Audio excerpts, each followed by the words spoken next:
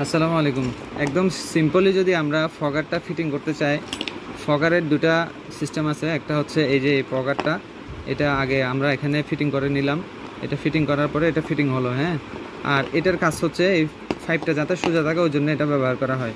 তাহলে এটা হচ্ছে এইটুকু। এখন প্রশ্ন হচ্ছে পাইপের এই অংশটা কোথায় ফিটিং করব। এই যে যে চিকন পাইপটা দেখতে পাচ্ছেন, এই পাইপটাকে আমরা কোনো ধরনের ড্রিল মেশিন না, আমরা জাস্ট একটা স্ক্রু ড্রাইভার বা টেস্টার দিয়ে ছিদ্র করে নিব। তাহলে আমরা এটা ছিদ্র করে নিলাম। এই যে ছিদ্র হয়ে গেল, দেখতে পাচ্ছেন, ঠিক আছে। এটা ছিদ্র করার পরে শুধুমাত্র এই যে এই অংশটা, এটা আমরা চাপ দিয়ে এখানে লাগিয়ে নিব। একদম সিম্পলি কাজ, যেটা সহজে আমরা বুঝতে পারতেছি না। এখন প্রশ্ন হতে পারে যে আসলে এটা লাগানোর পরে যদি খুলে যায় বা পানি লিক করে, পানি কেন লিক করবে না সেটার এক্সাম্পল হচ্ছে এই যে এই অংশটা এখানে দেখতে পাচ্ছেন। এটা কিন্তু একটা ওই যে বড়শির কাটার মতো। যখন এই অংশটা পাইপের ভিতরে ঢুকে যাবে তখন এটা কিন্তু টানলে আর বের করতে পারবেন না, তখন এটা পাইপের সাথে আটকাই থাকবে। এখন দেখেন, এই যে আমি এই অংশটা পাইপের ভিতরে ঢুকিয়ে নিলাম।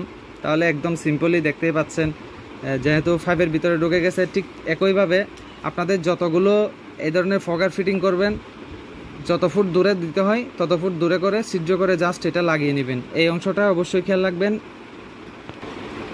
প্রত্যেকটা ফগারের এই যে উপরের অংশটা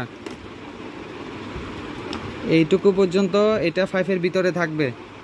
এই অংশটা পুরোটাই পাইপের ভিতরে ঢুকে যাবে। তাহলে যখন এটা ঢুকে যাবে তখন টানলেও কিন্তু এই জায়গাটার কারণে এটা আটকাই থাকবে পাইপে। এই যে দেখতে পাচ্ছেন, এটা আমি এইভাবেই ঢুকাইলাম। একদম সিম্পলি কাজ, যেটা আসলে আমাদের গ্রাহকরা বুঝে উঠতে পারেন না। তাহলে যখন এটা ফিটিং করা হয়, এই যে এটা একটা লম্বা একটা অংশ হলো, এই জিনিসটা আপনি চাইলে এই জায়গায় রাখতে পারলেন, প্রয়োজনে দূরে করতে পারলেন, কাছে দূরে যে কোনো জায়গায় নাড়াচাড়ায় রাখতে পারবেন। আর যখন এটা নেবেন, এটাতে কিন্তু নাড়াতে চাড়াতে পারবেন না, একবারে ফিটিং করবেন, একবারে শেষ।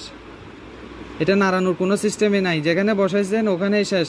কারণ এটা শক্ত পাইপে ফিটিং করতে হয়, আর এটা নরম পাইপে ফিটিং করার কারণে যে কোনো জায়গায় স্থানান্তর করা যায়। এটার সুবিধা হচ্ছে বেশি। আর এটার সুবিধা এখানে যেটা সকেট আছে এটাতে খরচও বেশি। আপনার যেটা এলবো টি সকেট এগুলো লাগাতে হয়, ওটারও খরচ একটা আলাদা খরচ যায়।